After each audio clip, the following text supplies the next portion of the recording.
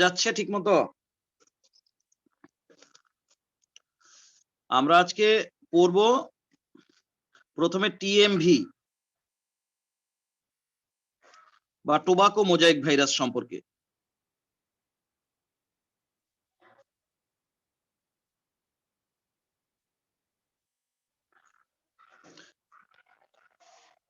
ঠিক আছে, লিখতে পারছো?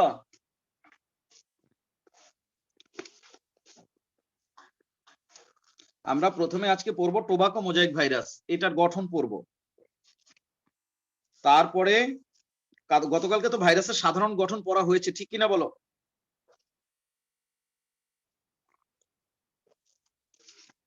একটু কথা বলো, গতকালকে ভাইরাসের সাধারণ গঠন তো শেষ হয়েছিল নাকি? জি স্যার। আচ্ছা ঠিক আছে, এখন আমরা টোবাকো মোজাইক ভাইরাস সম্পর্কে পড়ব। এখন এই ভাইরাসটার ব্যাপারে কি বক্তব্য আছে প্রথমে, সেটা হচ্ছে এটা তামাকের পাতায় ছোপ ছোপ দাগ হয়, যেটাকে মোজাইক রোগ বলে। মোজাইক মানেই হচ্ছে মানে কি বলা যায়, কালারের কম্বিনেশন আর কি। তো সেরকমের ছোপ ছোপ দাগ হয়, এটা যে শুধু তামাকে হয় নট দ্যাট, অনেক উদ্ভিদেই মোজাইক রোগ দেখা যায়। টমেটোতে দেখা যায়, গোল আলুতে দেখা যায়। এখানে আমরা তামাকের রোগটার ব্যাপারে বলছি। দেখো বাম পাশে হচ্ছে সুস্থ পাতা, আর ডান পাশে দেখতে পাচ্ছি আমরা মোজাইক রোগে আক্রান্ত পাতা। ছবি দেখা যাচ্ছে তো?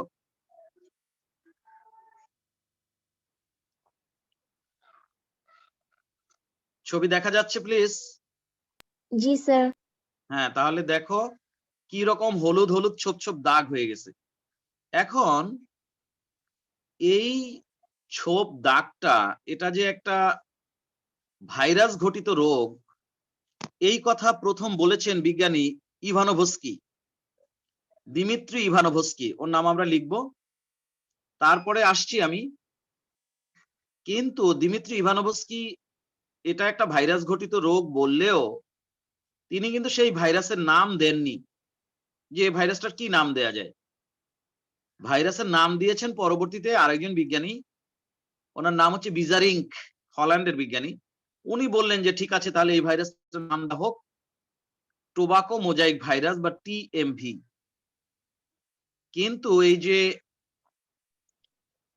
ইভানোভস্কি, উনি বললেন যে এটা একটা ভাইরাস ঘটিত রোগ, কারণ উনি এমন একটা ফিল্টার আছে যে ফিল্টারে তোমার ব্যাকটেরিয়াটা ছেঁকে ফেলা যায়, ব্যাকটেরিয়া আটকানো যায়, এরকমের এত সূক্ষ্ম ধরনের ছাঁকনি আছে।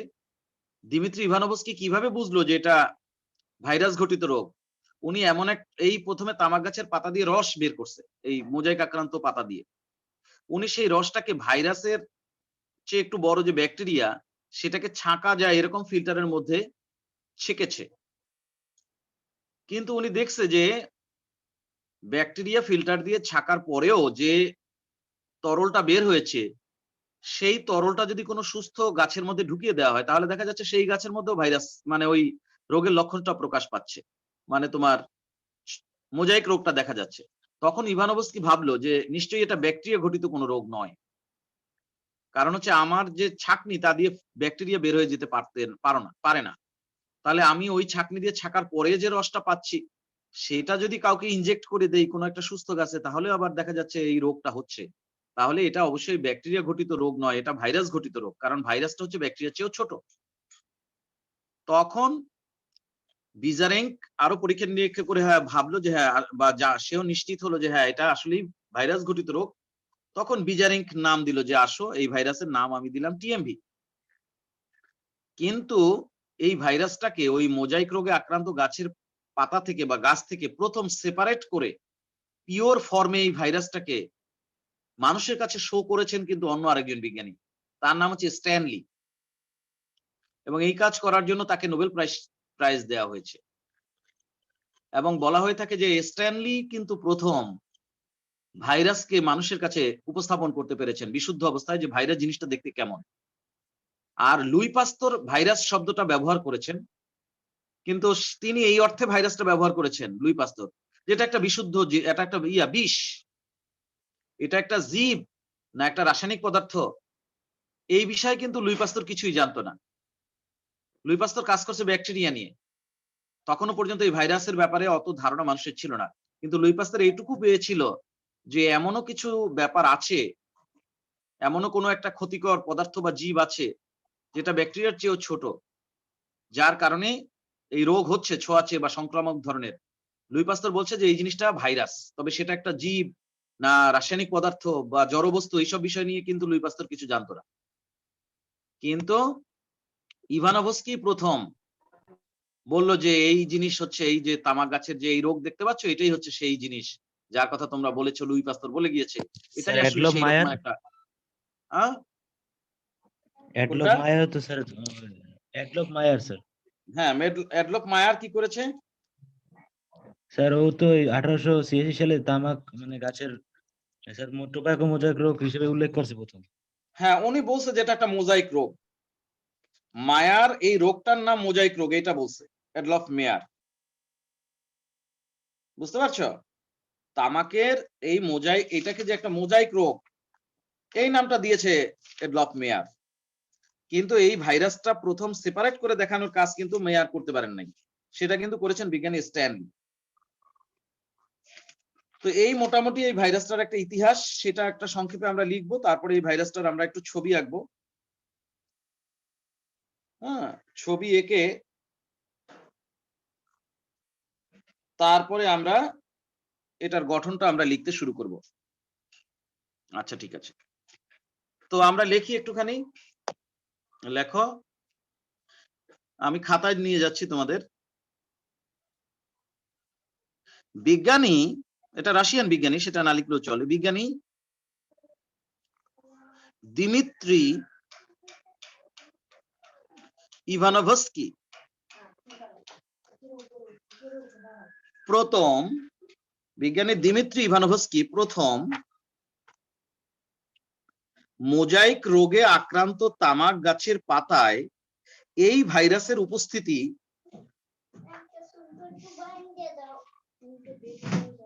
মেয়ার স্ট্যানলি আর মিলার, মেয়ারের কথা বলছো? অ্যাডলফ মেয়ার না মিলার?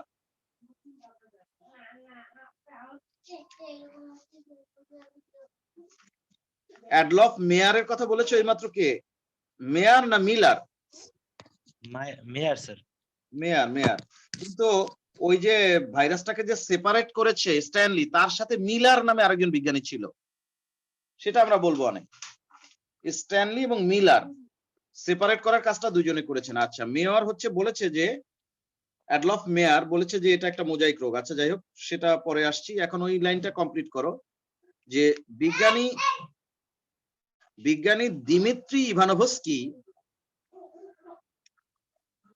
তামাক গাছের মোজাইক রোগে আক্রান্ত পাতায় প্রথম এই ভাইরাসের উপস্থিতি বর্ণনা করেন। লিখতে পারছো কিনা বলো? স্যার আবার একটু বলুন। বিজ্ঞানী দিমিত্রি ইভানোভস্কি মোজাইক রোগে আক্রান্ত তামাক গাছের পাতায় বা তামাক গাছের মোজাইক রোগে আক্রান্ত পাতায়, যেভাবে লেখো, প্রথম এই ভাইরাসের উপস্থিতি বর্ণনা করেন।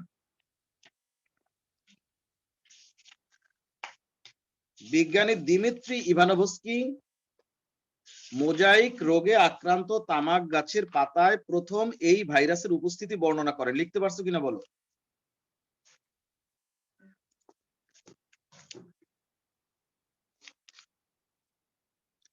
কথা বলো, লিখতে পারছো কিনা এই কথাটা? जी सर। বিজ্ঞানী দিমিত্রি ইভানোভস্কি মোজাইক রোগে আক্রান্ত তামাক গাছের পাতায় প্রথম এই ভাইরাসের উপস্থিতি শনাক্ত করেন বা বর্ণনা করেন। যা লেখো, দাঁড়ি সাথে লেখো। এটা হচ্ছে হল্যান্ডের বিজ্ঞানী, এখন যার কথা বলবো ওনার নাম হচ্ছে বিজারিঙ্ক, BEI, তারপরে হচ্ছে ZERINK। বিজ্ঞানী বিজারিঙ্ক প্রথম এই ভাইরাসটিকে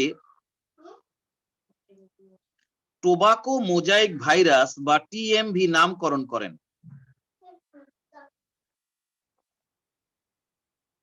বিজ্ঞানী বিজারিঙ্ক প্রথম এই ভাইরাসটিকে টোবাকো মোজাইক ভাইরাস বা TMV নামকরণ করেন। হ্যাঁ স্যার, আসসালামু আলাইকুম, ক্লাসে আছি। হ্যাঁ হ্যাঁ হ্যাঁ।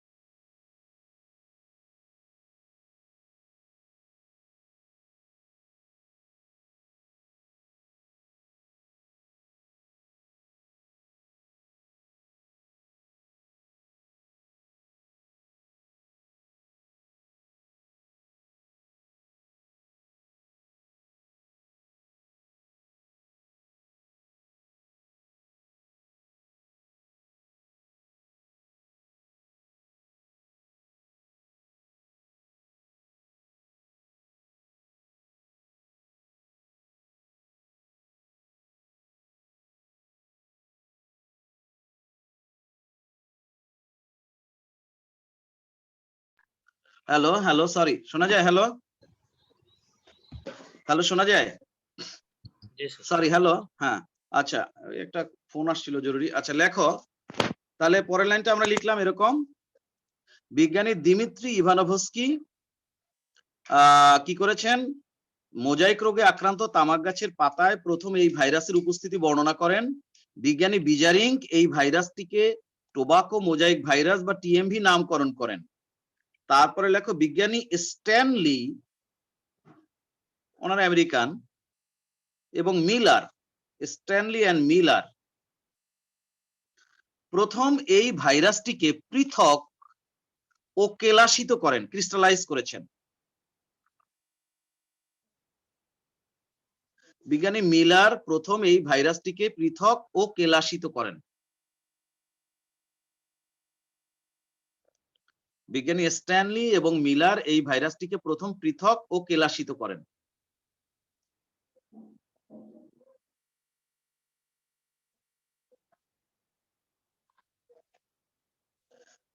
ঠিক আছে, লিখতে পারছো? বিজ্ঞানী স্ট্যানলি এন্ড মিলার প্রথম এই ভাইরাসটিকে পৃথক ও কেলাসিত করেন। লিখতে পারছো কিনা? ঠিক আছে, এবার আমরা এই ভাইরাসটার একটা ছোট্ট ছবি আঁকি। এই ভাইরাসটা আমাদের দেখছি আমরা বিভিন্ন ভাবে, ছবি তো দেখছি, তারপরে একটা নজর একটু ছবি দেখে আসি, তারপর আমরা ছবি নিজেরা আঁকবো। আগের লাইনটা আরেকবার বলবেন? হ্যাঁ, বিজ্ঞানী স্ট্যানলি ও মিলার প্রথম এই ভাইরাসটিকে পৃথক ও কেলাসিত করেন। কেলাসিত করেন।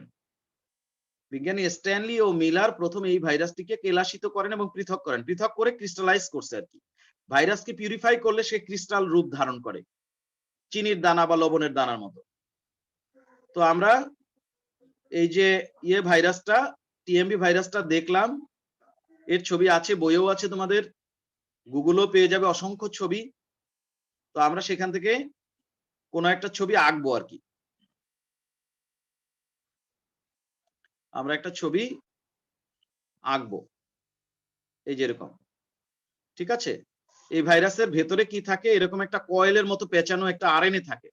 এটা একটা এক সূত্রক আরএনএ, একদম এই ভেতরটা, একদম শেষ পর্যন্ত, প্রথম থেকে শেষ পর্যন্ত এরকম একটা কয়েলের মতো পেঁচানো আরএনএ থাকে। আর এই আরএনএটার গায়ে লেগে লেগে চারপাশে, হ্যাঁ, এই যে দেখতে পাচ্ছ হলুদ রং বা যাই কিছু ওরা কালার দিয়েছে, এগুলো হচ্ছে সব প্রোটিন অণু। হ্যাঁ, প্রোটিন অণু। এই প্রোটিন অণুগুলোর নাম হচ্ছে ক্যাপসোমিয়ার। এই প্রোটিন অণুগুলোর নাম হচ্ছে ক্যাপসোমিয়ার। হ্যাঁ, আর এই সমস্ত প্রোটিন অণু বা ক্যাপসোমিয়ার দিয়ে তৈরি এই যে বহিরাবরণটা তৈরি হয়, এই বহিরাবরণটার নাম হচ্ছে ক্যাপসিড। ক্যাপসিড। এবং এইখানে তুমি মানে এমন একটা ব্যাপার যে প্রায় 2130টা থেকে শুরু করে 2200টা পর্যন্ত এই রকমের এই ক্যাপসোমিয়ার পাওয়া যায় এক একটা টিএমভির ভেতরে। 2130টা থেকে 2200টা পর্যন্ত। তো যাই হোক, সেই সমস্ত তথ্য আমরা লিখবো আস্তে আস্তে। সব ভাইরাসের আবরণটা কি এভাবে থাকে? না না না না, সব ভাইরাসে ক্যাপসিড আছে, কিন্তু সব ভাইরাসের ক্যাপসিডের সিস্টেমটা এরকম না। এখানে যেরকম ক্যাপসোমিয়ার গুলো লিচুর মতো লেগে লেগে আছে, সব ভাইরাসের ক্ষেত্রে এরকম না। অন্য ভাইরাসটা যখন একটু পরে আবার আলাপ করবো, যেমন T2 একটু পরেই আঁকবো, তখন দেখবা সেটা ডিফারেন্ট। এইখানে এই ভাইরাসের এই ইয়েগুলো কি বলা যায়, প্রোটিন অণুগুলো এরকম লিচুর মতো লাগানো থাকে। বুঝতে পারছো বিষয়টা? সব ভাইরাসের এরকম না। তো আমরা একটু ছবিটা আঁকি না, মোটামুটি একটু আঁকি। অত তো আর একেবারে কি বলা যায় আর্টিস্টিক ভাবে আমরা পারবো না, দরকারও নাই। আঁকো, আমার সাথে সাথে আঁকো।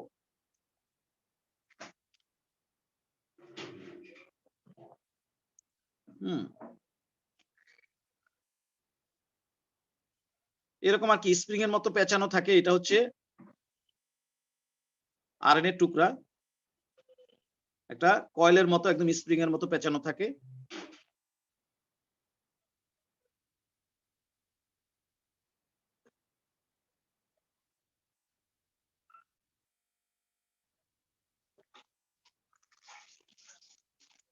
আর সেই কয়েলটার গায়ে গায়ে লাগানো থাকে এরকমের লিচুর মতো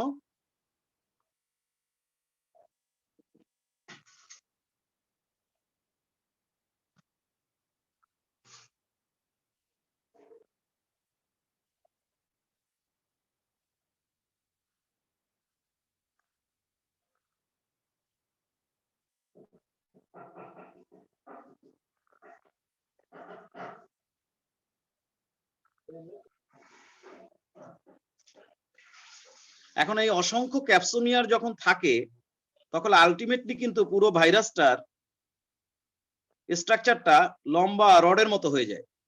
এই জন্য কিন্তু টিএমভি হচ্ছে একটা দণ্ডাকার ভাইরাস। তো যাই হোক, এগুলো হচ্ছে ক্যাপসোমিয়ার দিয়ে তৈরি আবরণ, যাকে আমরা বলবো ক্যাপসিড। এগুলো, এটা হচ্ছে টোটাল আবরণটা হচ্ছে ক্যাপসিড। ক্যাপসিডের ভেতরে যে এই অণুগুলো, এগুলোর নাম আমরা দিব ক্যাপসোমিয়ার, CAPSOMERE, ক্যাপসোমিয়ার। আর ভেতরে এই যে এগুলো দেখতে পাচ্ছি, যেটা এই যে অনেকটা কয়েলের মতো পেঁচানো, হ্যাঁ এরকম কয়েলের মতো পেঁচানো, এটাকে আমরা বলবো আরএনএ। তবে এই আরএনএটা অবশ্যই একসূত্রক আরএনএ, কারণ এটা কোনো ব্যতিক্রম তো নয়। ব্যতিক্রম দ্বিসূত্রক আরএনএ আছে কারো কারো। কার আছে মনে আছে দ্বিসূত্রক আরএনএ? পলিফাস ভাইরাস না রিও ভাইরাস, মনে রাখতে হবে কিন্তু, খালি পড়লেই হবে না। আর ভেতরটা কিন্তু ফাঁকা, এর ভেতরটা এই যে কয়েলটা তো ধরো থাকে এরকম, খেয়াল করো এই আরএনএটা তো এরকম কয়েলের মতো পেঁচানো, খেয়াল করো। আর তার চারপাশে তো হচ্ছে মনে করো এই যে ক্যাপসোমিয়ার গুলো লাগানো আছে। থাকলো, বুঝলাম, বাইরে থেকে তো আর ভেতরটা দেখতে পাবো না। এই ভেতরটা কিন্তু এরকম ফাঁপা, একদম ফাঁকা, হলো, সেটাকে আমরা বলবো কোর। একদম ভেতরটা ফাঁকা, যাকে আমরা বলবো কোর। এবং এই কোর বা যেটা হলো, এটার আবার একটা ইয়ে আছে, ব্যাস আছে। এটার ব্যাস হচ্ছে তোমার 40 অ্যাংস্ট্রম। তো সেগুলো আমরা সংখ্যাগত তথ্য যা আছে সেগুলো আমরা নোটের মধ্যে লিখবো। ছবি এই আর কি, ছবি আর আকার তো কিছু দেখি না, এরকম আঁকলেই চলবে। আচ্ছা, এবার আমরা লেখি না, ছবি আঁকলাম, যা পারছি আঁকছি, অসুবিধা নাই। এটা হচ্ছে টিএমভি। তাহলে আমরা একটা জিনিস জানলাম যে টিএমভি প্রথম তামাক গাছের মোজাইক রোগে আক্রান্ত পাতার ভেতরে পাওয়া যাবে, এটা বলেছেন ইভানোভস্কি। পরে সেটা নাম দিয়েছেন বিজারিঙ্ক, আর সেটাকে সেপারেট করেছেন স্ট্যানলি এন্ড মিলার। এই নামগুলো আসে অনেক সময় ভর্তি পরীক্ষায়। এবার লিখতে শুরু করি। দেখো, টিএমভি এক প্রকার দণ্ডাকার ভাইরাস। এটা হচ্ছে রড শেপ ভাইরাস। টিএমভি এক প্রকার দণ্ডাকার ভাইরাস, এটা লিখো। লিখছো? টিএমভি এক প্রকার দণ্ডাকার ভাইরাস, কথাটা লিখছো কিনা?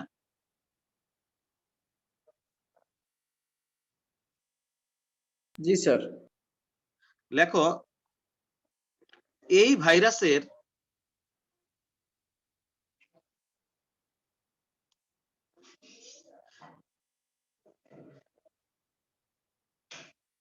দেহের বহিরাবরণ বা ক্যাপসিড, এই ভাইরাসের দেহের বহিরাবরণ বা ক্যাপসিড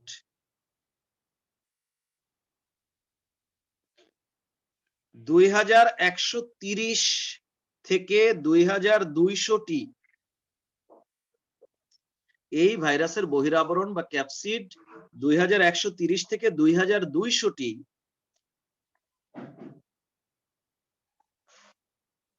প্রোটিন অণু বা ক্যাপসোমিয়ার দিয়ে তৈরি। এগুলো তো ক্যাপসোমিয়ার মানে তো প্রোটিন অণু। এই ভাইরাসের বহিরাবরণ বা ক্যাপসিড 2130 থেকে 2200টি প্রোটিন অণু বা ক্যাপসোমিয়ার দিয়ে তৈরি। এই ভাইরাসের বহিরাবরণ বা ক্যাপসিড 2130 থেকে 2200টি প্রোটিন অণু বা ক্যাপসোমিয়ার দিয়ে তৈরি। লিখছো কিনা বলো? জি জি স্যার স্যার লেখছি। হ্যাঁ, এখন তোমরা তো জানো প্রোটিন তৈরি হয় কি দিয়ে? অ্যামাইনো অ্যাসিড দিয়ে, তাই না? অনেকগুলো অ্যামাইনো অ্যাসিড পাশাপাশি এসে যখন পেপটাইড বন্ডের মাধ্যমে যুক্ত হয় তখনই তো তাকে পলিপেপটাইড বা প্রোটিন বলে। তাহলে এই ক্যাপসোমিয়ার গুলো তো তার ব্যতিক্রম নয়। ক্যাপসোমিয়ার গুলো যেহেতু প্রোটিন, তার মানে এর মধ্যেও আছে অ্যামাইনো অ্যাসিড। সেখানে একটা ব্যাপার আছে, প্রত্যেকটা ক্যাপসোমিয়ার, এটা লেখো, প্রতিটি ক্যাপসোমিয়ার 158টি অ্যামাইনো অ্যাসিড দিয়ে তৈরি। এই তথ্যগুলো ভর্তি পরীক্ষায় বা বোর্ডের পরীক্ষায় কিন্তু দিবে। প্রতিটি ক্যাপসোমিয়ার 158টি অ্যামাইনো অ্যাসিড দিয়ে তৈরি। খুব ইন্টারেস্টিং তথ্যগুলো, খুব ইন্টারেস্টিং, তাই দিতে পারে পরীক্ষায়। প্রতিটি ক্যাপসোমিয়ার 158টি অ্যামাইনো অ্যাসিড দিয়ে তৈরি।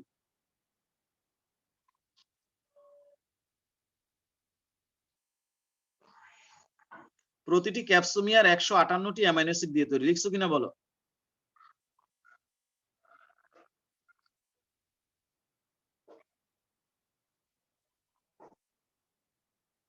জি স্যার আচ্ছা, ঠিক আছে।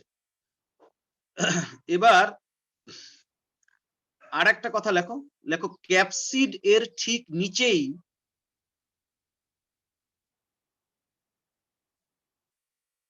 একটি লম্বা একসূত্রক আরএনএ,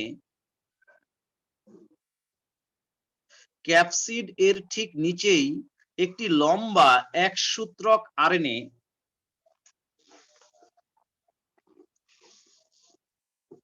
দেহের এক প্রান্ত থেকে অপর প্রান্ত পর্যন্ত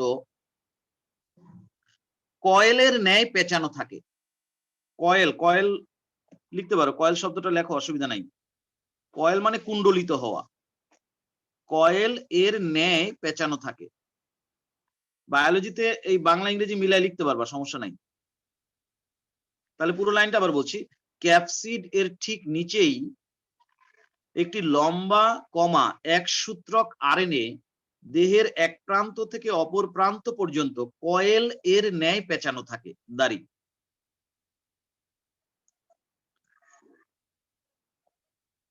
লিখতে পারছো কিনা বলো? জি স্যার। দাড়ি। ক্যাপসিডের ঠিক নিচেই একটি লম্বা কমা একসূত্রক আরএনএ দেহের এক প্রান্ত থেকে অপর প্রান্ত পর্যন্ত কয়েল এর ন্যায় পেঁচানো থাকে। দাড়ি। সাথে লেখো 6500টি নিউক্লিওটাইড।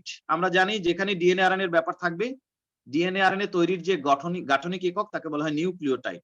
লেখো 6500টি নিউক্লিওটাইড দিয়ে, নিউক্লিওটাইড এরকম বাংলায় লিখতে পারো, 6500টি নিউক্লিওটাইড দিয়ে এই আরএনএ সূত্রটি তৈরি হয়। 6500টি নিউক্লিওটাইড দিয়ে এই আরএনএ সূত্রটি তৈরি হয়। লিখতে পারছো?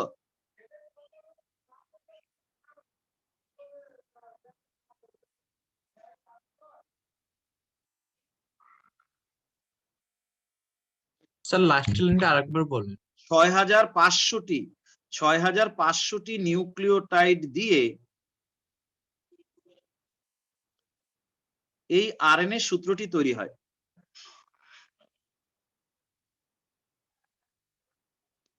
6500টি নিউক্লিওটাইড দিয়ে এই আরএনএ সূত্রটি তৈরি হয়। লিখতে পারছো কিনা? জি স্যার এখন এইখানে একটা ব্যাপার একটু বলি, তবে এটা একেবারে অ্যাকুরেটলি না, কোন কোন বইতে এই তথ্য আছে। এই যে প্যাচ, এক একটা প্যাচের তোমার কি বলা যায় দূরত্ব হচ্ছে 49 অ্যাংস্ট্রম, এটা একটা তথ্য লিখতে পারো। লেখো আরএনএ এর বা আরএনএ সূত্রের এরকম পেঁচানো থাকে তো, বুঝছো? এই যে এরকম পেঁচানো থাকে, খেয়াল করো। এখন তুমি কি করতে পারো, ধরো এখান থেকে শুরু করে এই পর্যন্ত এটারে বলতে পারো তুমি একটা পরিপূর্ণ প্যাচ, বুঝো না জিনিসটা? অথবা এখান থেকে শুরু করে কি বলবো এই পর্যন্ত এটা একটা পরিপূর্ণ প্যাচ। একটা পরিপূর্ণ প্যাচের দূরত্ব হচ্ছে 49 অ্যাংস্ট্রম, সেটা আমি বলতে চাচ্ছি। লেখো কি যেন একটা লাইন কিভাবে লিখতে শুরু করলাম জানো? আরএনএ সূত্রে হ্যাঁ, আরএনএ সূত্রের, হ্যাঁ আরএনএ সূত্রের প্রতিটি প্যাচের দূরত্ব 49 অ্যাংস্ট্রম। আরএনএ সূত্রের প্রতিটি প্যাচের দূরত্ব 49 অ্যাংস্ট্রম। লিখতে পারছো কিনা কে জানে? জি স্যার। দাঁড়িয়ে আচ্ছা, আর একটা তথ্য আছে, সেটা হচ্ছে খেয়াল করো, আমি যদি ক্যাপসোমিয়ারের সংখ্যা ধরি, মনে করো এই যে 2130টা ধরি সাপোজ, আর তোমার আরএনএ এর মধ্যে নিউক্লিওটাইড আছে 6500টা নিউক্লিওটাইড আছে। এই নিউক্লিওটাইড গুলোর সাথেই কিন্তু এই ক্যাপসোমিয়ার গুলো লিচুর মতো একটার সাথে আরেকটা লাগানো। তো এই 6500কে যদি তুমি ধরো 2130 দিয়ে ভাগ দাও, তাতে কত হয়? প্রায় 3 মতো হয় বোধহয় রেজাল্ট, তাই না? বিষয়টা কি জানো? বিষয়টা হচ্ছে এই এক একটা ক্যাপসোমিয়ারের সাথে 3টা করে নিউক্লিওটাইড লাগানো থাকে। ধরো এই একটা ক্যাপসোমিয়ার, এটার সাথে এটার একদম এখানে 3টা নিউক্লিওটাইড থাকবে। আবার এই একটা ক্যাপসোমিয়ার, এটার সাথে 3টা নিউক্লিওটাইড থাকবে, এরকম ভাবে পেঁচানো থাকে। এই 3টা নিউক্লিওটাইডের সাথে একটা ক্যাপসোমিয়ার। আমি কি বুঝাতে পারতেছি না পারি নাই? আল্লাহ জানে। জি স্যার। আমি পারছি, মেয়েরা তো কিছু বলে না। এই প্রোটিন আবরণটা কি ফাঁপা না নিডেড স্যার? এটা এটা এটা সলিড, কিন্তু এই ভেতরটা ফাঁকা, এটা কোর।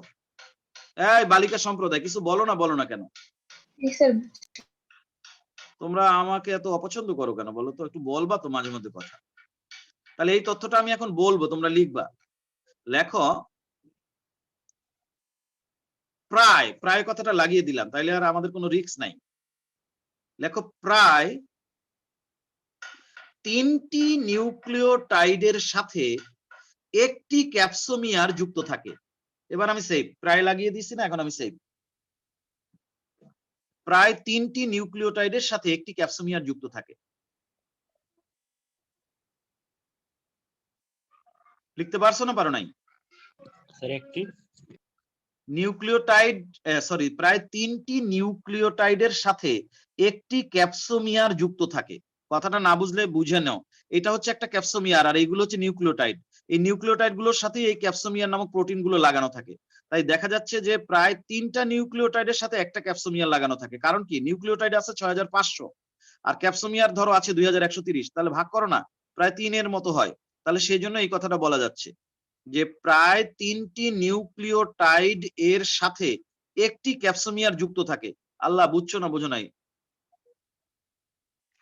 জি স্যার। লিখতে পারছো না পারো নাই? জি স্যার, লিখতে পারছি। লিখলে তো খুশি আমি। ঠিক আছে, এবার আমরা অন্য একটা তথ্য দিচ্ছি, সেটা হচ্ছে এই যে ভেতরে যে ফাঁকা জায়গাটা কোর, সেটার কথা বলবো। লেখো পেঁচানো। কি লিখবা? পেঁচানো। পেঁচানো আরএনএ এর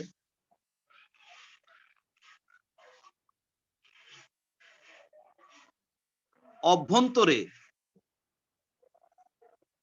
পেঁচানো আরএনএ এর অভ্যন্তরে বিদ্যমান ফাঁকা ফাঁকা স্থানটিকে কি বলে? বলো না, কি বলে? কোর। কোর। হ্যাঁ, পেঁচানো আরএনএ এর অভ্যন্তরে বিদ্যমান ফাঁকা স্থানটিকে কোর বলে। Core core core. যার ব্যাস 40 অ্যাংস্ট্রম বা 4 ন্যানোমিটার। তাহলে 1 ন্যানোমিটার ইকুয়াল টু কয় অ্যাংস্ট্রম? 10 10 1 ন্যানোমিটার কি কইলা? 10 ঠিক আছে, 1 ন্যানোমিটার ইকুয়াল টু 10 অ্যাংস্ট্রম। ঠিক আছে, এবার লেখো টিএমভি এর দৈর্ঘ্য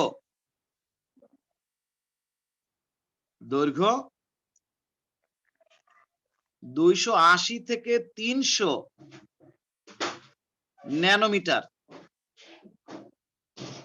ন্যানোমিটারও লিখতে পারো, আবার মিলিমাইক্রনও লিখতে পারো, একই জিনিস। টিএমভি এর দৈর্ঘ্য 280 থেকে 300 ন্যানোমিটার বা মিলিমাইক্রন এবং ব্যাস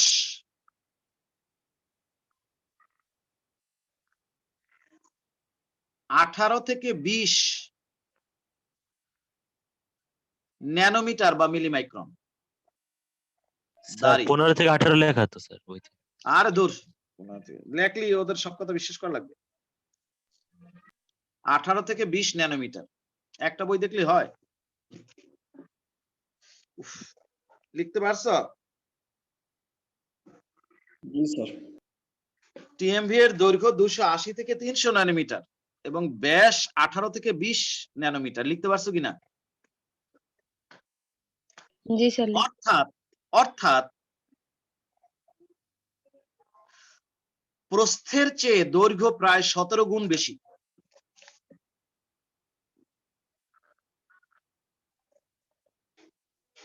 প্রস্থের চেয়ে দৈর্ঘ্য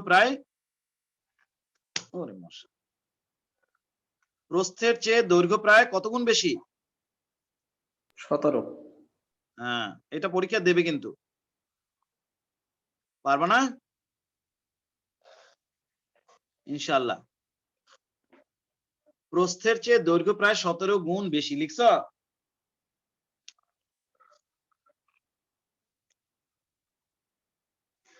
লেখো টিএমভি এর আণবিক ওজন প্রায় 37 মিলি। তুমি যে 15 থেকে 18 বললা, কোন বইয়ের কথা বললা? স্যার আবুল হাসান। আবুল হাসান না, কোন কোন বইতে 18 থেকে 20 আছে, বুঝছো? লেখো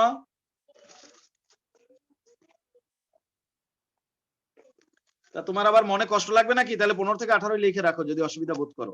না স্যার সমস্যা নেই স্যার, এমনি বলছি স্যার। ওতে অসুবিধা নাই। আচ্ছা, কি লিখলাম লাইনটা?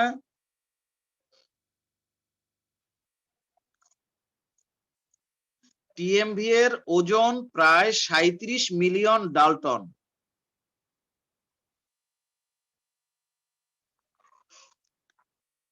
যার 95% ওজন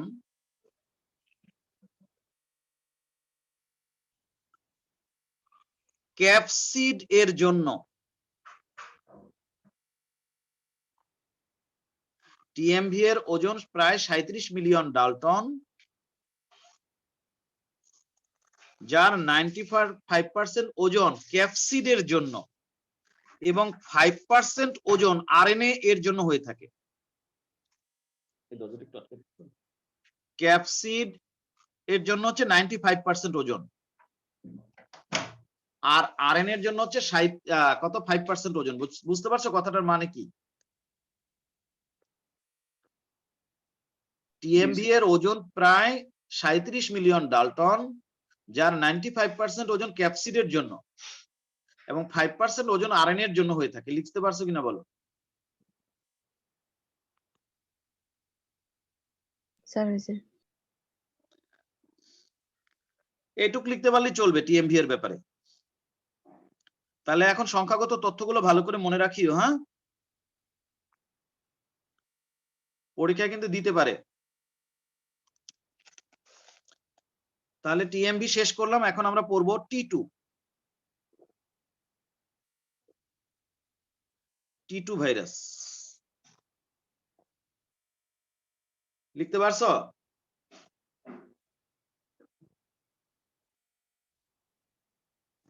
জি, স্যার। বিজ্ঞানী, হ্যাঁ শোনো, বিজ্ঞানী টর্ট, টিওআরটি টর্ট এই ভাইরাস আবিষ্কার করেছেন। আর বিজ্ঞানী ডি হেরেলি এই ভাইরাস নামকরণ করেন। তাহলে লেখো এই কথা দুইটা। বিজ্ঞানী টর্ট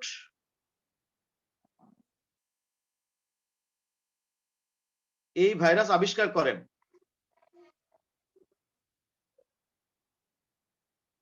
এবং বিজ্ঞানী ডি হেরেলি নামকরণ করেন।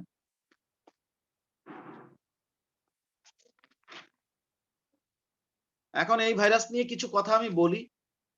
প্রথমে একটু ছবি আঁকার চেষ্টা করি। একটু আগে একজন বলেছিল যে স্যার সব ভাইরাসেরই কি ক্যাপসিড দেখতে এরকম কিনা। এখন দেখো যে এই ভাইরাসের ক্যাপসিডটা কিরকম, একটা ছবি আমরা দেখে আসি তারপর আঁকবো। টোটাল এই ভাইরাসটা দেখতে কেমন তাই একটু একবার একটা চোখ বুলিয়ে আসি। এই যে দেখো ভাইরাসটা কেমন, এর মাথাটা কেমন দেখো, অনেকটা প্রিজমের মতো। আর এর আবার একটা কলার বা লেজ আছে, গ্রিবা আছে। আর তার নিচে আবার একটা প্লেটের মতো আছে, বেস প্লেট। অনেকগুলো ছবি আছে, তোমাদের আমি কয়েকটা ছবি শেয়ার করেছি গ্রুপে। এই টি2 এর মধ্যে আবার সব এরা টি সিরিজ ভুক্ত ভাইরাস, কিন্তু এদের মধ্যে আবার টি2 আছে, টি4 আছে, টি6 আছে, এরকম। তাহলে এদের দেহটা দেখো 3 ভাগে বিভক্ত, বুঝছো? মাথাটা হচ্ছে এরকম অনেকটা প্রিজমের মতো, তবে এক সাইড দিয়ে দেখলে অনেকটা ষড়ভুজাকার বলে মনে হয়। এখানে কলার আছে, আবার এটা একটা লেজ, লেজের নিচে আবার এরকম একটা প্লেটের মতো আছে, ওটাকে বেস প্লেট বলে। তার নিচে আবার ছোট ছোট কাটা আছে, কাটাটা এখানে ওরা দেখায়নি ভালো করে, এরকম ছোট ছোট কাটা আছে 6টা, স্পাইক বলে। আবার এই পাশে আবার মোট 6টা আবার ছোট ছোট ফাইবারের মতো আছে, যাদেরকে স্পাইকলেট বলে। এরকম আর কি এই ভাইরাসটা। তা এদের ক্যাপসিডটা কেমন দেখো, একটু আগে যে দেখছো টিএমভি, আর সেটার ক্যাপসিড আর এটার ক্যাপসিড তো একরকম না। আবার এটার ভেতরটা যদি তুমি দেখো তাহলে কেমন, টিএমভি এর ভেতরে ছিল আরএনএ এবং সেটা কয়লার মতো পেঁচানো। এই যে টিএমভি এর আরএনএটা কেমন দেখো, কয়লার মতো পেঁচানো। কিন্তু তোমার টি2 ভাইরাসের ভেতরে থাকে ডিএনএ এবং সেটা তোমার ওরকম পেঁচানো না। তো আমরা আঁকলি ব্যাপারটা ক্লিয়ার হয়ে যাবে। আমরা তো ওরকমের 3D ছবি আঁকতে পারবো না, আমাদেরকে 2D আঁকতে হবে, 2 ডাইমেনশনাল ছবি আঁকতে হবে। আঁকি আমরা, খালি হাতে আঁকতেছি, খুব বেশি ভালো হবে এমনটা নয়।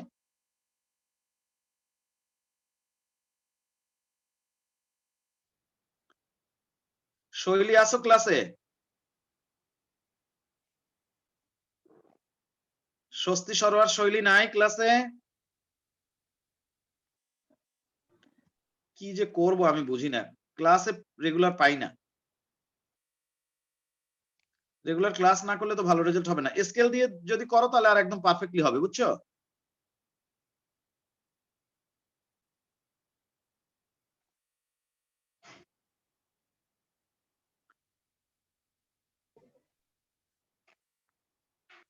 এই তামান্না, জেফ তামান্না, তুমি এখন আসছো কেন ক্লাসে? এতক্ষণ কোথায় ছিলা? স্যার আমি হসপিটালে আছি স্যার, আমার একটু অসুস্থ। তুমি নিজেই অসুস্থ না কোনো রিলেটিভ অসুস্থ? স্যার আমি নিজেই মানে ডক্টর দেখাতে আসছি, তো সিরিয়াস পড়ছি স্যার। ও বুঝছি, আল্লাহ মাফ করুক, সুস্থ হয়ে যাও। তো এতক্ষণ আমরা তো পড়ছি অনেক কিছু, তুমি রেকর্ডটা পরে দেখে নিও। হ্যাঁ জি স্যার। ঠিক আছে।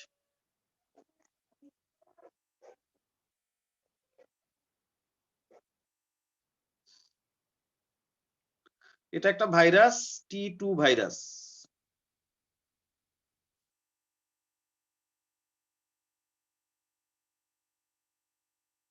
আমি এটা ডিসক্রিপশন তোমাদের গ্রুপে শেয়ার করছি, সেখান থেকে তোমরা দেখে নিতে পারবা কি আবিষ্কার করছে, এটা নেচার সবকিছুই আছে সেখানে। আমরা মোটামুটি একটা ছবি আঁকতেছি, আমি তো আগেই বলছি যে আমি ফ্রি হ্যান্ড আঁকতেছি। নিয়ম হচ্ছে এটা স্কেল দিয়ে আঁকতে হয়, ছোট একটা স্কেল নিয়ে সুন্দর করে, যে দাগ টাগগুলো যেন সোজা সুন্দর হয়, এই সেটা তোমরা করবা। আর এর ভেতরে ডিএনএ থাকে এবং সেটা একটা দ্বিসূত্রক ডিএনএ। এই জায়গাটা ফাঁকা, কোর। আর এটা হচ্ছে ক্যাপসিড। তবে এই ক্যাপসিডে যে ক্যাপসোমিয়ার থাকে তার সংখ্যা অসংখ্য, যে কারণে এটার কোনো একটা নির্দিষ্ট সংখ্যা দেয়া যাচ্ছে না। যেমন তোমরা টিএমভি তে নির্দিষ্ট সংখ্যা দিয়েছো 2130 বা 2200, ওরকম সংখ্যা এখানে ক্যাপসোমিয়ারের ক্ষেত্রে দেয়া যাবে না। সুন্দর হয় না, আমার কাছে ছবিটা একদম মানে ভালো হয় নাই, পচা হয়েছে। তো যাই হোক, আমরা এটা সামনে রেখে জাস্ট লিখতে হবে, তাই খালি হাতে আঁকলে খুব একটা ভালো হয় না, বুঝতেই পারছি। আচ্ছা, এটা হচ্ছে হেড বা মাথা।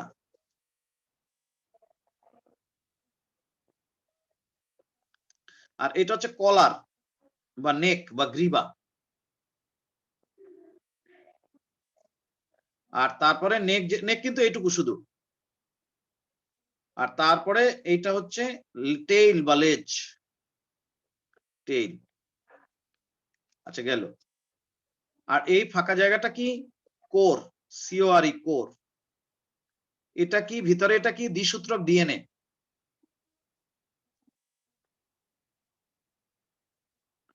ডিএনএ।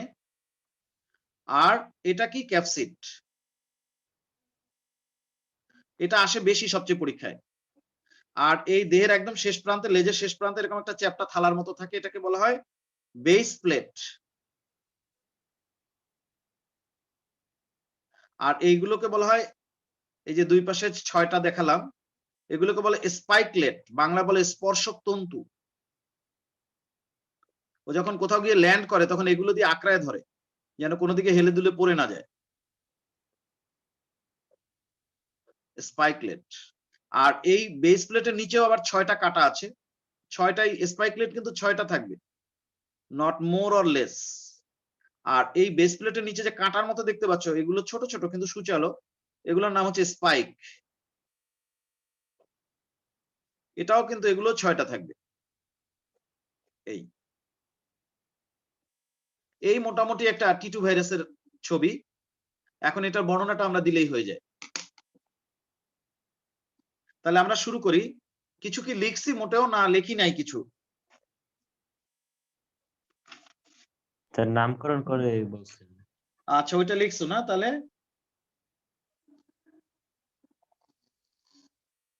বিজ্ঞানী টর্ট এই ভাইরাস আবিষ্কার করেন এবং ডি হেরেলি নামকরণ করেন। তারপর লিখতে থাকো। এই ভাইরাস দেখতে অনেকটা ব্যাঙাচির ন্যায়, ওই ব্যাঙের বাচ্চার মতো, ট্যাডপোল।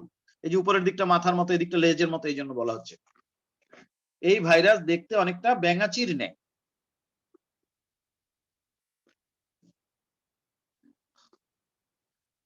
ইহা ব্যাকটেরিয়ার দেহে বসবাস এবং ধ্বংস করে। ইহা ব্যাকটেরিয়ার দেহে বসবাস করে এবং ব্যাকটেরিয়াকে ধ্বংস করে, তাই একে ব্যাকটেরিওফাজ ভাইরাস বলা হয়। BACTERIOPHAGE। ফাজ মানে হচ্ছে ঘাতক। ইহা ব্যাকটেরিয়ার দেহে বসবাস করে এবং ব্যাকটেরিয়াকে ধ্বংস করে, তাই একে ব্যাকটেরিওফাজ ভাইরাস বলা হয়।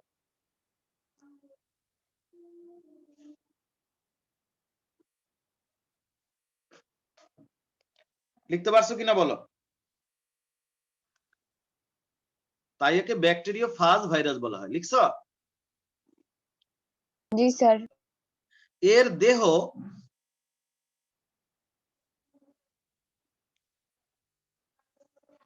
তিনটি অংশে বিভক্ত, যথা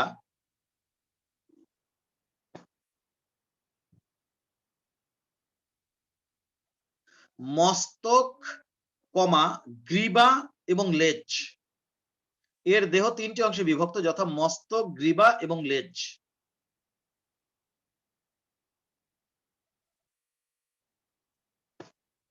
এর দেহ 3টি অংশে বিভক্ত, যথা মস্তক, গ্রীবা এবং লেজ।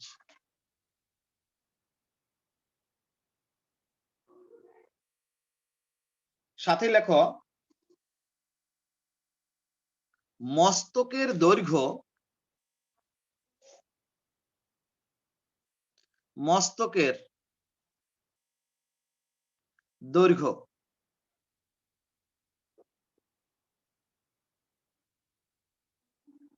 93 থেকে 100 ন্যানোমিটার।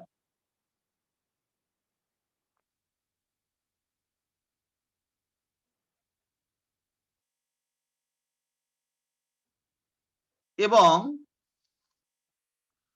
প্রস্থ 65 ন্যানোমিটার। এগুলো ভর্তি পরীক্ষা দিবে কিন্তু, মাইন্ড ইট। এগুলো মনে রাখতে পারবে না তো, অনেক পড়তে পড়তে দেখা যাবে অনেক আইটেম বেশি হয়ে যাবে, মনে রাখা যাবে না, এই কারণে এগুলোই দিবে পরীক্ষায়। মস্তকের দৈর্ঘ্য 93 থেকে 100 ন্যানোমিটার এবং প্রস্থ 65 ন্যানোমিটার। সাথে লেখো গ্রীবা,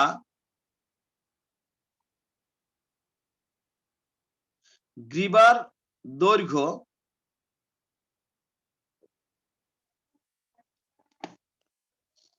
এখন এই গ্রীবার দিকে তাকাও। এইটাকে যদি বলি দৈর্ঘ্য, তাহলে এটাকে বলবো প্রস্থ। তাহলে দেখো দৈর্ঘ্যের চেয়ে প্রস্থ অনেক বেশি, খেয়াল করছো? এই গ্রীবার ছবির দিকে তাকাও।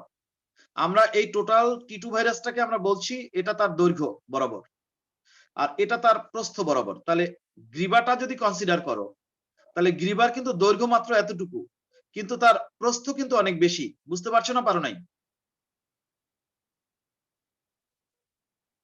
কথা বলো, বুঝতে পারছো না পারো নাই? টোটাল জি, টি2 স্যার। ভাইরাসটাকে যদি আমি এরকম ভাবে চিন্তা করি যেটা দণ্ডায়মান আছে, তাহলে এটাই হচ্ছে তার দৈর্ঘ্য বরাবর এক্সিস্ট। তাহলে সেই সেন্সে আমার গ্রীবা দৈর্ঘ্য যা, তার চেয়ে দৈর্ঘ্য প্রস্থ অনেক বেশি। লেখো গ্রীবার দৈর্ঘ্য 5 থেকে 10 ন্যানোমিটার এবং প্রস্থ 40 থেকে 50 ন্যানোমিটার। অনেকে ভাবতে পারে যে দৈর্ঘ্যের চেয়ে প্রস্থ বেশি হয় কিভাবে, সেটা যেন পরীক্ষার মধ্যে মানে পড়তে গিয়ে ঝামেলা না লাগে। গ্রীবার দৈর্ঘ্য 5 থেকে 10 ন্যানোমিটার এবং প্রস্থ 40 থেকে 50 ন্যানোমিটার। মানে মাথার চেয়ে একটু গ্রীবাটা ছোট থাকে চওড়ায়। মাথা 65 ন্যানোমিটার, কিন্তু তার চেয়ে গ্রীবা অঞ্চলটা একটু চওড়া কম থাকে, মাইন্ড ইট। 40 থেকে 50 ন্যানোমিটার। এবার আসো লেজের কথা বলবো। এবার দেখো লেজের দৈর্ঘ্য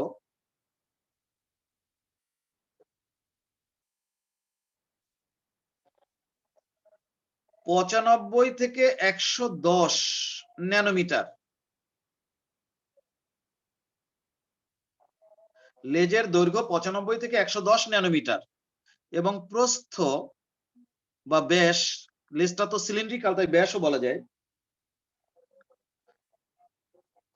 15 থেকে 25 ন্যানোমিটার। Mind it.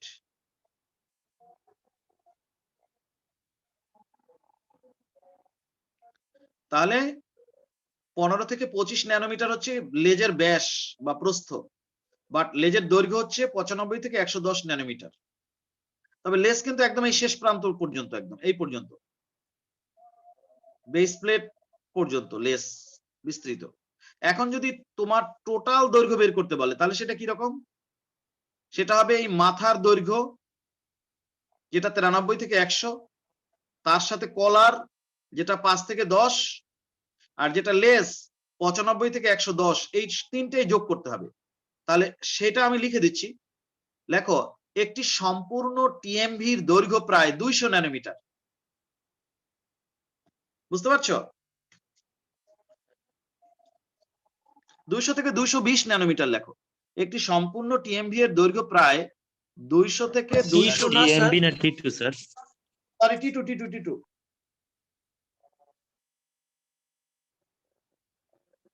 সরি, কি যেন বললা? 300 পাইলা কোথায়? 300 আসে কিভাবে? মাথার দৈর্ঘ্য যদি হয় 93 থেকে 100, স্যার T2 বলছে স্যার, আপনি ওইটারে টিএমবি T2 বলছিলেন। সরি টি2 হবে, হ্যাঁ টি2। লেখো একটি সম্পূর্ণ টি2 ভাইরাসের দৈর্ঘ্য প্রায় 200 থেকে 220 ন্যানোমিটার। ঠিক আছে, লিখতে পারছো কিনা?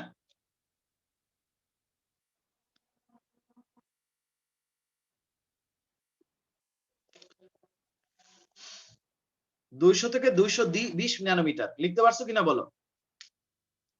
জি স্যার লিখছি। লেখো এই ভাইরাসের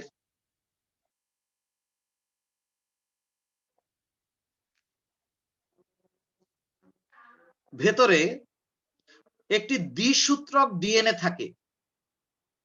এই ভাইরাসের ভেতরে বা কেন্দ্রে যা লেখো একটি দ্বিসূত্রক ডিএনএ থাকে যা 60,000 জোড়া, এই জোড়া জিনিসটা গুরুত্বপূর্ণ। কেন জোড়া? কেন? নিউক্লিওটাইডের যদি সংখ্যা বের করি তাহলে যেহেতু দুইটা সুতা, এখানে একটা নিউক্লিওটাইড, এটা একটা, এক একটা সুতায় যদি 60,000টা নিউক্লিওটাইড থাকে তাহলে দুইটা সুতায় অবশ্যই 60,000 জোড়া বলতে হবে। বুঝতে পারছো কিনা?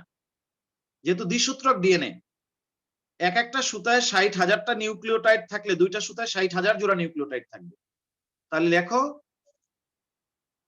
এই ভাইরাসের কেন্দ্রে বা ভেতরে একটি দ্বিসূত্রক ডিএনএ থাকে যা 60,000 জোড়া নিউক্লিওটাইড দিয়ে তৈরি।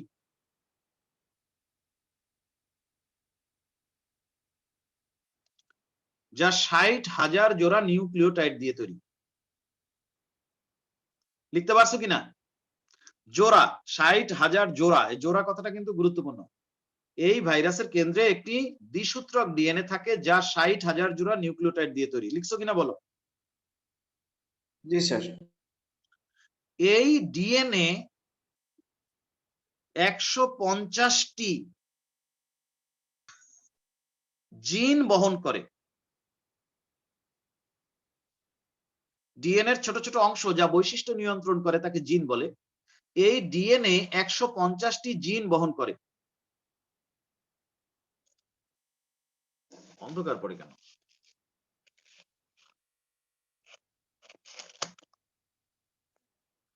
এই ডিএনএ 150টি জিন বহন করে। লিখতে পারছো কিনা বলো?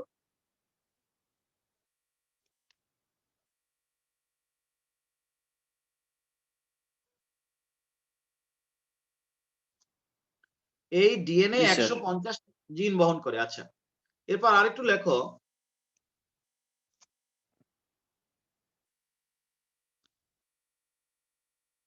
একটি টি2 ভাইরাসের দেহের মোট ওজনের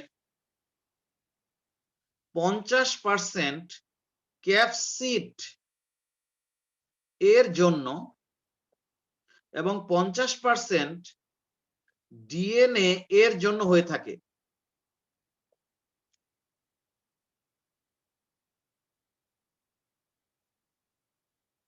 স্যার আরেকবার বলা যায়? হ্যাঁ, একটি টি2 ভাইরাসের দেহের মোট ওজনের 50% ক্যাপসিডের জন্য এবং 50% ডিএনএ এর জন্য হয়ে থাকে। একটি টি2 ভাইরাসের দেহের মোট ওজনের 50% ক্যাপসিডের জন্য, মানে খোলসটার জন্য, আবরণটার জন্য, আর 50% ডিএনএ এর জন্য হয়ে থাকে। ডিএনএটা ছোট কিন্তু ওয়েট অনেক, মলিকুলার ওয়েট বেশি ডিএনএ এই ক্যাপসিডের চেয়ে। একটি ডিএনএ টি2 ভাইরাসের মোট ওজনের 50% ক্যাপসিডের জন্য এবং 50% ডিএনএ এর জন্য হয়ে থাকে। লিখছো কিনা বলো? জি স্যার। আচ্ছা, লেখো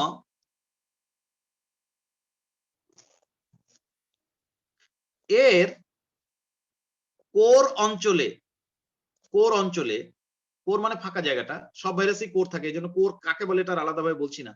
এর কোর অঞ্চলে লাইসোজাইম নামক এনজাইম থাকে। এর কোর অঞ্চলে লাইসোজাইম নামক এনজাইম থাকে যা ব্যাকটেরিয়ার দেহে ছিদ্র তৈরি করে। এর কোর অঞ্চলে লাইসোজাইম নামক এনজাইম থাকে, ওই এনজাইমটাকে সে চাপ দিয়ে এই লেজার মধ্যে পাঠিয়ে দেয়। তারপরে লেজার এই মাঝখানে আবার একটা ছিদ্র আছে বেস প্লেটের মাঝখানে, ওইটা দিয়ে সেই এনজাইমটা এসে ব্যাকটেরিয়ার গায়ের সাথে লাগলেই ওখানে একটা ছিদ্র হয়ে যায়। সেটা আমরা পড়বো, এই ভাইরাসটার আবার বংশবৃদ্ধি পড়বো যখন তখন। তাড়াতাড়ি লেখো, এই ভাইরাসের কোর অঞ্চলে লাইসোজাইম নামক এনজাইম থাকে, যা ব্যাকটেরিয়ার দেহে ছিদ্র তৈরির কাজে ব্যবহৃত হয় বা ব্যাকটেরিয়ার দেহে ছিদ্র তৈরি করে। যেটা লেখো, এই ভাইরাসের কোর অঞ্চলে লাইসোজাইম নামক এনজাইম থাকে, যা ব্যাকটেরিয়ার দেহে ছিদ্র তৈরির কাজে ব্যবহৃত হয়। লিখছো কিনা বলো? জি স্যার। আরেকটা লাইন লিখতে হবে, লেজের শেষ প্রান্তে একটি পাতলা ও চ্যাপ্টা বেস প্লেট থাকে, যার মাঝখানে একটি ছিদ্র থাকে। এই যে ছিদ্রটা, এটা দিয়েই সে চাপ দিয়ে ওই লাইসোজাইম এনজাইমটা এখানে নিয়ে আসে, এই ছিদ্রটা দিয়ে সিরিঞ্জের মতো। তাহলে লিখো, লেজের শেষ প্রান্তে পাতলা ও চ্যাপ্টা বেস প্লেট থাকে, যার মাঝখানে একটি ছিদ্র থাকে। লেজের শেষ প্রান্তে একটি পাতলা ও চ্যাপ্টা বেস প্লেট থাকে, যার মাঝখানে একটি ছিদ্র থাকে।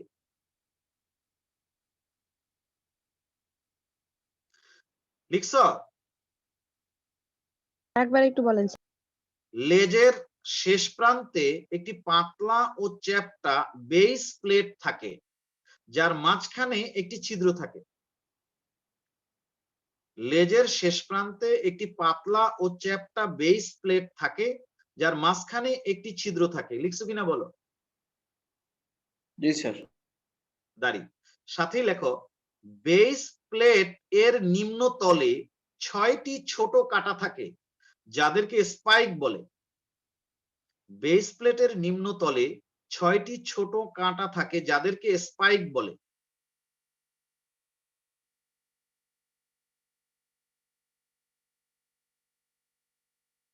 আবার একটু বলেন। বেস প্লেটের নিম্ন তলে 6টি ছোট কাঁটা থাকে, যাদেরকে স্পাইক বলে। বেস প্লেট এর নিম্ন তলে 6টি ছোট কাঁটা থাকে, যাদেরকে স্পাইক বলে।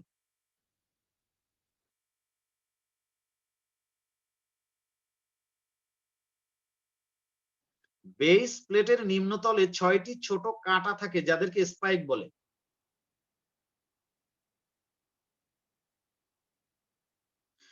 এদের সাহায্যে টিটু ভাইরাস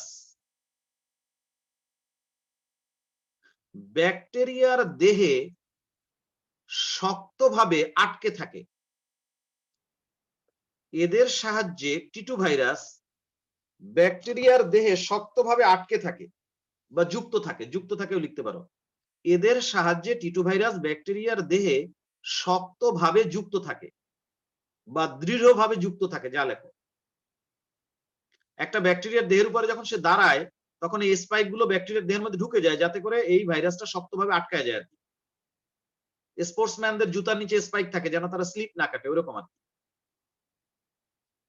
বেস প্লেটের নিম্নতলে 6টি ছোট কাঁটা থাকে, যাদেরকে স্পাইক বলে। দাঁড়ি এদের সাহায্যে টিটু ভাইরাস ব্যাকটেরিয়ার দেহের সাথে শক্তভাবে যুক্ত থাকে। লিখছো কিনা বলো?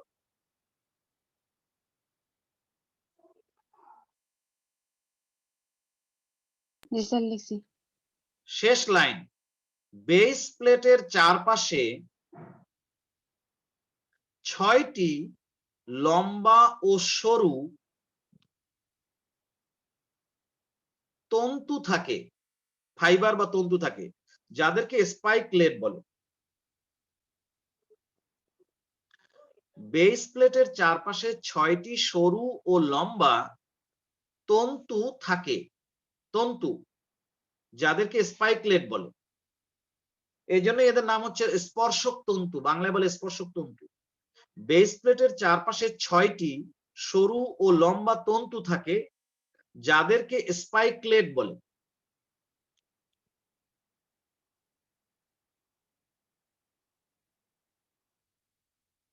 লিখতে পারছো কিনা বলো? জি স্যার। বেস প্লেটের চারপাশে 6টি সরু ও লম্বা ফাইবার বা তন্তু থাকে যাদেরকে স্পাইকলেট বলে, লিখছো কিনা? জি স্যার। দাঁড়ি, শেষ লাইন লেখো, এই তন্তুগুলি ভাইরাসের দেহটিকে সোজাভাবে দাঁড়িয়ে থাকতে সাহায্য করে। সোজা কথা, ঠেস দিয়ে দাঁড়াতে সাহায্য করে। এই তন্তুগুলি ভাইরাসের দেহটিকে সোজাভাবে দাঁড়িয়ে থাকতে সাহায্য করে। শেষ। এই তন্তুগুলি ভাইরাসের দেহটিকে সোজাভাবে দাঁড়িয়ে থাকতে সাহায্য করে। লিখছো কিনা বলো?